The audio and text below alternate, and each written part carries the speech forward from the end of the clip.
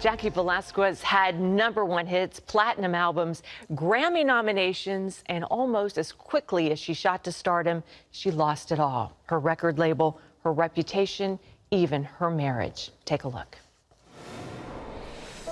Jaci Velasquez's singing career skyrocketed to stardom when she was only 16. Everything she touched seemed to turn to gold, until it all came crashing down. Soon after sudden fame in music, my career stalled, my young marriage failed, and I felt like the story of my life was broken and useless. Life was not going how I had planned. In her book, When God Rescripts Your Life, Jaci shares her journey of ups and downs, letting you know that no matter what your life looks like now, God can take your broken pieces and repurpose them into something beautiful. Jaci Velasquez is here with us now, and welcome back to the 700 Club. Thank you so much. I'm glad I get to talk to you this time. I love that I get to have these experiences and meet new people and just have fun with you. Well, I don't always get to meet someone when I've just arrived in the morning, and I had a hat on, a flannel shirt on, and you said, "Where's your flannel?" Well, I mean, you look so good in it, though. It worked. Well, you're very sweet, very sweet. Well, you had a platinum album, Jaci, when you were just 16 years old. What was that like for you? It was surreal. I kind of felt like a Cinderella kind of thing, you know, just having that experience where people, people enjoy the music and they're actually like buying the record. I mean, I never would have thought in a billion years that that would have happened. I remember your first album so well, and On My Knees was one of my favorite songs that you did. I'm sure so many people remember that one. Everything was going great for you. You had success. Your music career was taking off. You had a record label. But behind the scenes, things were unraveling. What was happening? I think I was young and given a lot, there was a lot on my plate. So sometimes with the success, there comes a lot of yes people, if you will. Yeah. Like, oh, whatever you say, okay, you're right, whatever you think. And then you start believing the yeses after a while. Yeah. So instead of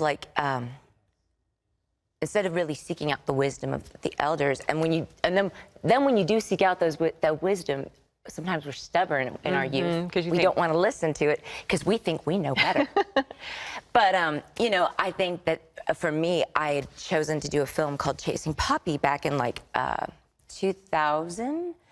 It was originally supposed to be like a PG-13 film, but thankfully the director was willing to take a bunch of the scenes away that I felt uncomfortable with, and became a PG film. But it was on 20th Century Fox. It still wasn't a Christian film. Right. It was about, three girls who all found out they were dating the same guy. That's funny. That's pretty funny. It's funny. It was totally a rom-com, but it did create some... Your fans, a lot of them didn't like that you were doing something that wasn't totally Christian, right?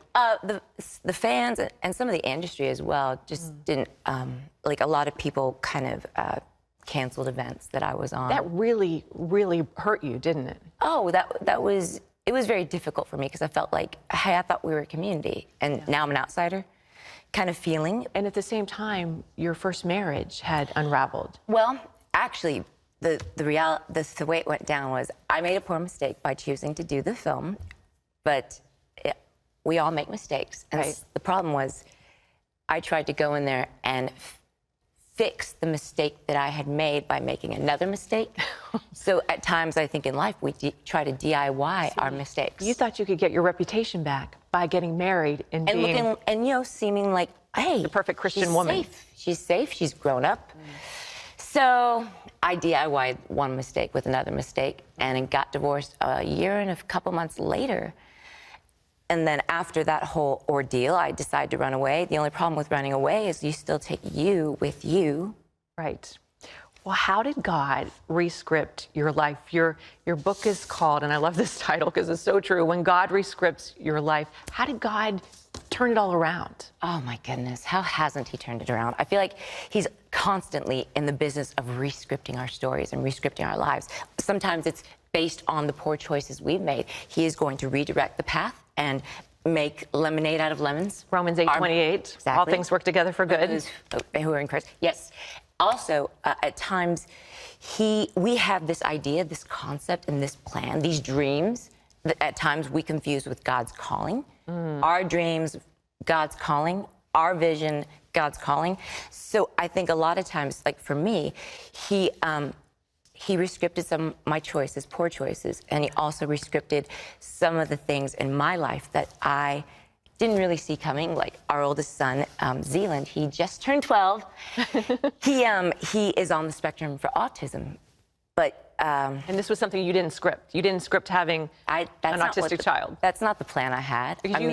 Let's just back it up. You did get remarried in 2006. Yes. Oh, yes. Let me back that. Okay. So, in 2006, the boy that I had dated prior to making the movie, who told me no, don't make the movie, ends up calling me while I'm in Florida after I'd just come back from running away. So I was living in England. I came back, and he called me, and about 4 months later, 5 months after he flew to Nashville to take me on a date, we got married. You realized he was the one. He was always the one. But I was so stubborn. Ugh. Youth is wasted on the young. Okay. Anyway, Zealand is your 12-year-old autistic child, and how he's doing well? He's doing very well, and it's a part of the story that I didn't see coming, because I remember when he was in my belly, I prayed for 10 fingers, 10 toes. I got them. Perfect 10 fingers, perfect 10 toes. And, you know, at 19 months old, they were like, we saw that he wasn't meeting the milestones other kids his age were meeting. So that's not the script that I would have had for my son. Yeah. Or that I pictured for our lives. But that's the script that God had for us. And your other son is how old? He is 10. And what's his name? Soren. Okay, we don't want to forget him. He is so cute. He is so cute. He is the little brother to the coolest big brother, and he's the coolest little brother ever. I love it. Well, your last album was called Trust. And that's also a theme really throughout your life, throughout your CD. What have you learned about trust, Jaci? I've learned that trusting is hard. Trusting is hard because, you know, you look at, like in your marriage, you have to trust each other. Yeah. Relationships, it's hard to trust. But I do know that we serve a God who is faithful. And the core, that key word in the word faithful is faith. Yeah. So we have faith that he is faithful. He keeps his promises. In the Bible, he made over 7,000, and he keeps every one of them. Sometimes those promises look different than what we think. And sometimes he shows up. He's like the cable guy sometimes. He shows up when he feels like showing up. He just gives us like a window. Right. And so he's going to keep his promise. He's going to show up in his timing, and it's going to be perfect. And that is how I've learned to trust, that it is not easy, but it is so necessary. Well, we're so glad that you still love singing, because you're going to do that for us in just a minute. And we are actually going to let you go on over to the set there to get ready to sing for us. We've only just scratched the surface of Jaci's story. And for more, be sure to get a copy of her brand new book. It's called When God Rescripts Your Life, and it's available in stores nationwide. It will so encourage you. Jaci's latest album is called Trust. It's available wherever music is sold.